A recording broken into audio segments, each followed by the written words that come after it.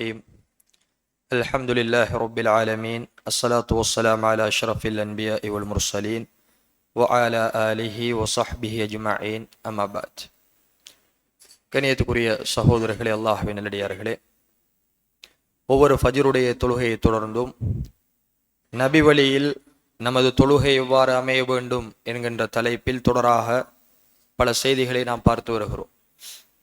அந்த அமைப்பில் தொழுகையினுடைய அரக்கானுகள் 3 அரக்கானுகளை கடந்த வகுப்புகளில் நாம் பார்த்திருந்தோம். தொழுகையினுடைய மிக முக்கியமான தூண்களில் அரக்கானுகளில் 4வது அரக்கான் ருக்கு செய்தல். ஒருவர் தொழுகையில் ருக்கு செய்தல் என்பது மிக முக்கியமான அரக்கானுகளில் ஒன்று.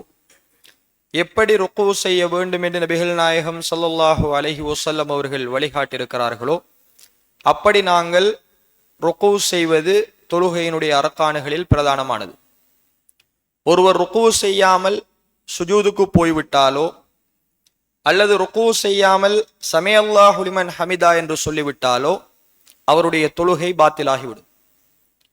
எனவேதான் நபிகள் நாயகம் ஸல்லல்லாஹு அலைஹி வஸல்லம் அவர்கள் ருக்கு செய்வதற்கு எங்களுக்கு சில அமைப்பை சொல்லி தந்தார்கள். இன்ஷா அல்லாஹ் எங்கள் அந்த ஷர்த்துகள், அரக்கானுகள், வாஜிபாத்துகள் எல்லாம் பார்த்து முடிஞ்சு நேரம் இருந்தால் அந்த தொழுகையினுடைய அமைப்பை நம்ம தொழுது பார்ப்போம்.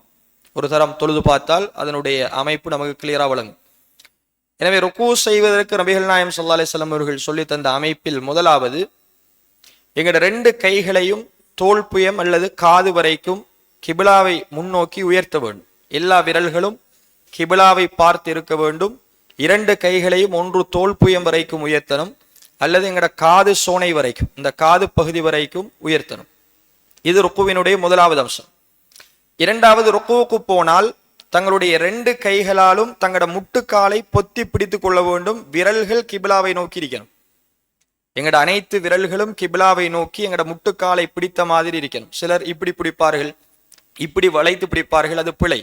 அதை நம்ம இன்ஷா அல்லாஹ் இறுதியில செய்து பார்க்க இருக்கிறோம். மூணாவது, ருக்குவில் இருக்கக்கூடியவருடைய முள்ளம் தண்டு நேராக இருக்கணும். 4வது, ருக்குவில் இருக்கக்கூடியவருடைய தலை கீழே பணிந்ததாகவும் இருக்கக்கூடாது, மேல் நோக்கி உயர்ந்ததாகவும் இருக்கக்கூடாது. 2க்கும் மத்தியமமாக ருக்கு செய்யக்கூடியவருடைய தலை இருக்கணும். எங்கட காலையும் நாங்க பார்க்க கூடாது. காலை பார்த்தால் தனக்கு குனிஞ்சிருக்கும். வானத்தை நோக்கி முன்னுக்கு தொழுகிறவரை பார்த்தால் தலை நிமிர்ந்திருக்கும். 2க்கும் இடைப்பட்டதாக சுஜூது செய்கின்ற இடத்தை பார்ப்பதாக எங்கட தலை இருக்கணும் ருக்குவுல. இப்படி ஒருவர் ருக்கு செய்தால் அது ரசூலுல்லாஹி ஸல்லல்லாஹு அலைஹி வஸல்லம் அவர்கள் காட்டி தந்த ருக்குவுடைய அமைப்பு. எனவே இந்த ருக்குவை ஒருவர் கடைபிடிப்பது தொழுகையினுடைய அரக்கானுகளில் பிரதானமானது. ருக்குவை விட்டால் தொழுகை பாத்திலாகிவிடும். 5வது ருக்குன், தொழுகையினுடைய அரக்கானுகளில் 5வது, அர்-ரஃபு மினர் ருக்கு, ருக்குவில் இருந்து நாங்கள் எழும்புதல். ருக்குவில் இருந்து இமாம் சமி அல்லாஹு லிமன் ஹமிதா என்று சொன்னால் நாம் அந்த இஅ்திதாலுடைய நிலைக்கு வருவதற்கு முன்னால் ருக்குவில இருந்து எழும்புவோம், நிலைக்கு வருவது. எனவே ருக்குவில் இருந்து எழும்புவதும் தொழுகையினுடைய அரக்கானுகளில் பிரதானமானது. அதை விட்டாலும் தொழுக பாத்தில். ஒருத்தர் ருக்குவில் இருந்து எழும்பல்ல, டைரக்டா அப்படியே சுஜூதுக்கு போய்த்தார் என்றால் தொழுக பாத்தில். எனவே ருக்குவில் இருந்து அவர் எழும்புவது தொழுகையினுடைய ருக்கினில் அரக்கானுகளில் பிரதானமானது. 6வது, அல்-இஅ்திதால், சமி அல்லாஹு லிமன் ஹமிதா என்கின்ற நிலையில் நாங்கள் நிற்க வேண்டும். ருக்குவில் இருந்து ஒருவர் எழும்பினார், நிலை கொண்டு நிற்காமல் அப்படியே சுஜூதுக்கு போனால் தொழுக பாத்தில். நாங்கள் சமி அல்லாஹு லிமன் ஹமிதா என்று சொல்லி நின்று, நிலையாக நின்று எங்களோட உடல் உறுப்புகள் எல்லாம் ஆறுதலாகி ரப்பனா வலக்கல் ஹம்து என்கின்ற இஅ்திதாலுடைய துஆவை ஓதித்தான் நாங்கள் என்ன செய்யறோம், மீண்டும் சுஜூதுக்கு போக வேண்டும். எனவே ருக்குவில் இருந்து எழும்புகின்ற ஒருவர் நிலையில் அமைதியாக நிற்றல், அதான் இஅ்திதால். நிலையில் அமைதியாக நிற்பது தொழுகையினுடைய அரக்கானுகளில் 6வது. 7வது, கண்ணியத்துக்குரிய சகோதரர்களே, அஸ்-சுஜூத், நாங்கள் சுஜூதுக்கு போதல். நபிகள் நாயகம் ஸல்லல்லாஹு அலைஹி வஸல்லம் அவர்கள் எவ்வாறு சுஜூதுக்கு போக வேண்டும் என்று எங்களுக்கு வழிகாட்டினார்களோ அந்த சுன்னாவை பேணி 7 உறுப்புகளின் மீது ஒருவர் சுஜூது செய்வது அவர் மீது தொழுகையினுடைய அரக்கானுகளில் பிரதானமான அரக்கானாக சொல்லப்பட்டிருக்கிறது. எனவே சுஜூது செய்வது 7வது அரக்கான். 8வது, முதலாவது சுஜூதை நாங்கள் செய்துவிட்டு அந்த சுஜூதில் இருந்து எழும்புதல். அர்-ரஃபு மினர் ருக்கு, இரண்டு சுஜூதுகளுக்கு இடையில் ஒரு சுஜூதை செய்துவிட்டு அந்த சுஜூதில இருந்து தலையை உயர்த்தி அமர்ந்துதான் இரண்டாவது சுஜூதுக்கு நாங்க போவோம்.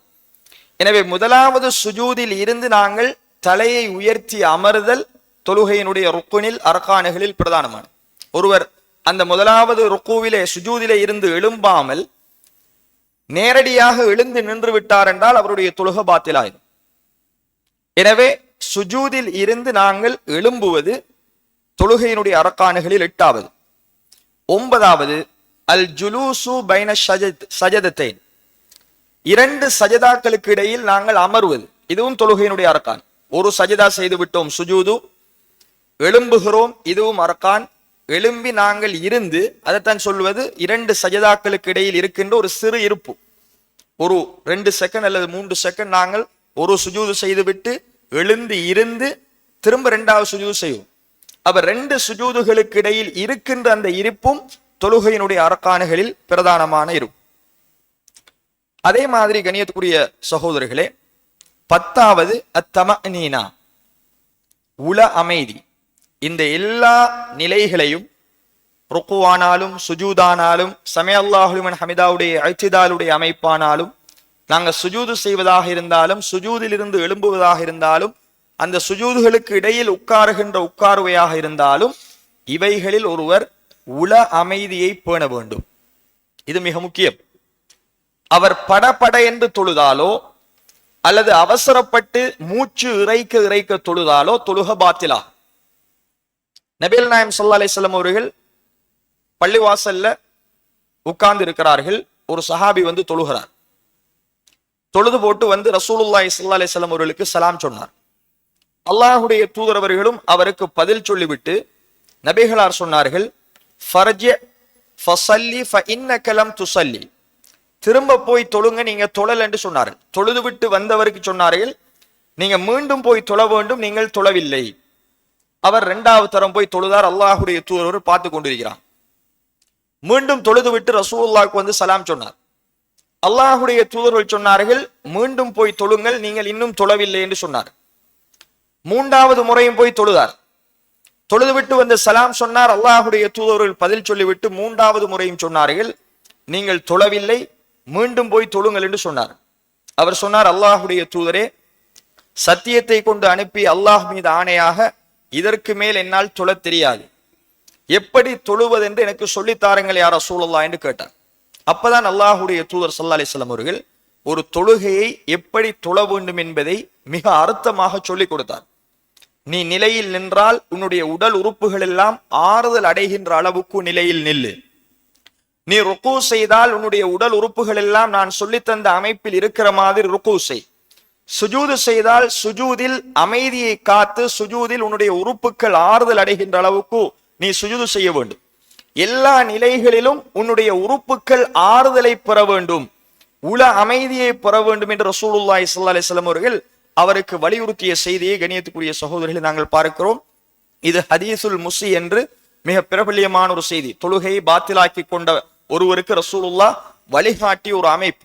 எனவே இந்த ஹதீஸின் பிரகாரம் அறிஞர்கள் தொழுகையினுடைய அர்கானுகளில் 10வது அர்கானாக கொண்டு வந்திருப்பது, ஒருவர் தொழுகையில் உள அமைதியை பேணாமல் ஆறுதலாக தொழாமல் படபட என்று எடுத்த எடுப்பில் சடசட என்று ஒருவர் தொழுதால் அவருடைய தொழுகை பாத்தில். எனவே தொழுகையில் உள அமைதியை பேணுவது கண்ணியத்துக்குரிய சகோதரிகளே 10வது ருக்குனாக இருப்பதை நாங்கள் பார்க்கிறோம். 11வது அத்தஷஹுதுல் அஹீர், இறுதி அத்தஹியாத்தை நாங்கள் ஓதுதல். முதலாவது அத்தஹியாத்து பார்க்க இருக்கிறோம். இறுதி அத்தஹியாத்தை பொறுத்தவரைக்கும் இறுதி அத்தஹியாத்தை ஒருவர் முழுமையாக ஓதினால், ஓதாவிட்டால் அவருடைய தொழுகை பாத்தில். எனவே இறுதி அத்தஹியாத்தை நாங்கள் ஓதுவதும் தொழுகையினுடைய அர்கானுகளில் பிரதானமானது. 12வது இறுதி அத்தஹியாத்துக்கான இருப்பு, அத்தவர்ருக் என்று சொல்லுவோம். அந்த இருப்பு நம்ம இருந்து பார்ப்போம். ஒருவர் தன்னுடைய இடது காலை உள்புறமாக மடித்து வலது காலை நட்டி அவருடைய பித்தட்டு நிலத்தில் உட்காருகிற மாதிரி உட்கார வேண்டும். வலது கால் நடப்பட்டிருக்கணும், அதனுடைய விரல்கள் கிபிலாவை நோக்கி இருக்க வேண்டும், பித்தட்டை அவர் நிலத்தில் அமர வேண்டும். இடதுகால் உள்ளால் மடிக்கப்பட்டிருக்கணும். அவருடைய விரலை அவர் அத்தஹியாத்தின் ஆரம்பத்தில் இருந்தே நீட்டி வைத்துக் கொண்டிருக்க வேண்டும் கிபிலாவை நோக்கி. இது அத்தஹியாத்தினுடைய இருப்பு. இந்த அத்தஹியாத்தினுடைய இருப்பில் இருப்பது, நாங்க சலாம் கொடுக்கிறதுக்காக அத்தஹியாத்தில் இருக்கிறோம். இந்த இருப்பும் தொழுகையினுடைய அரக்கானுகளில் 12வது. இந்த இருப்பு ஒருவர் இருக்கவில்லை என்றால் அவர் சுஜூதில் இருந்து எழுந்தவுடன் சலாம் கொடுத்து விட்டால் தொழுகை பாத்தில். அத்தஹியாத்துக்கான இருப்பு கட்டாயம், கடைசி இருப்பு. 13வது தஸ்லீமத்தான், 2 சலாம் கொடுத்தல். 2 பக்கமும் நாங்கள் அஸ்ஸலாமு அலைக்கும் வரஹ்மத்துல்லா, அஸ்ஸலாமு அலைக்கும் வரஹ்மத்துல்லா என்று ஒருவர் தொழுகையினுடைய முடிவு, தொழுகையினுடைய ஆரம்பம் தக்பீர், தக்பீரத்துல் இஹ்ராம், தொழுகையினுடைய முடிவு சலாம். எனவே இறுதியாக ஒருவர் 2 சலாம்களையும் கொடுக்க வேண்டும். 2 சலாமும் கொடுத்தால்தான் அவருடைய தொழுகை பரிபூர்ணமாகும். சலாம் கொடுக்கவில்லை என்றால் தொழுகை பாத்தில். மறந்து போய் சலாம் கொடுக்கல, ஒருவர் எழும்பிட்டார், சலாம் கொடுத்த நினைப்பில், ஆனா சலாம் கொடுக்கல, எழும்பிட்டு போயிட்டார், அவரோட தொழுகை பாத்தில், அவர் மீண்டும் தொழ வேண்டும். 14வது கண்ணியத்துக்குரிய சகோதரர்களே, இந்த ஒவ்வொன்றையும் ஓடரா செய்யும். ருக்குவுக்கு பிறகுதான் சமிஅல்லாஹு லிமன் ஹமிதா, சமிஅல்லாஹு லிமன் ஹமிதாவுக்கு பிறகுதான் சுஜூது. முதலாவது சுஜூதுக்கு பிறகு நாங்கள் ஒரு சின்ன அமர்வு அமர்ந்துதான் 2வது சுஜூது செய்யணும்.